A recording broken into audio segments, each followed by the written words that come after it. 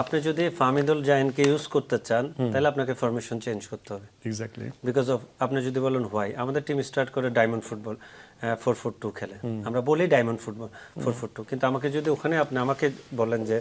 আমার পছন্দের আমি কিভাবে খেলবো তাহলে আমি বলতে পারি আমি 4-2-3-1 খেলবো 4-3-2-1 আমি 4-4-3-1 এ আমার 4-4-2 হচ্ছে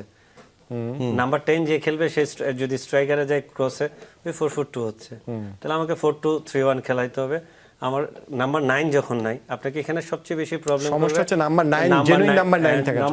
জেনুইন নাম্বার 9 নেই আমি যদি রাকিবকে রাইট সাইড দিয়ে স্টার্ট করি জায়ানকে লেফট সাইড দিয়ে স্টার্ট করি আমার মাঝখানে স্ট্রাইকার জায়গাটা খালি থেকে যায় তাহলে আমাকে রাকিবকে ইনসাইডে দিলে আমি যদি ফামিদুল যদি আপনি স্টার্ট করতে বলছেন ফামিদুল সহ তাহলে আমি রাইট সাইডে ফামিদুলকে দিব লেফট সাইডে জায়ানকে দিব মাঝখানে রাকিবকে দিব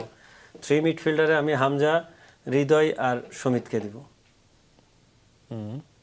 আপনার আমার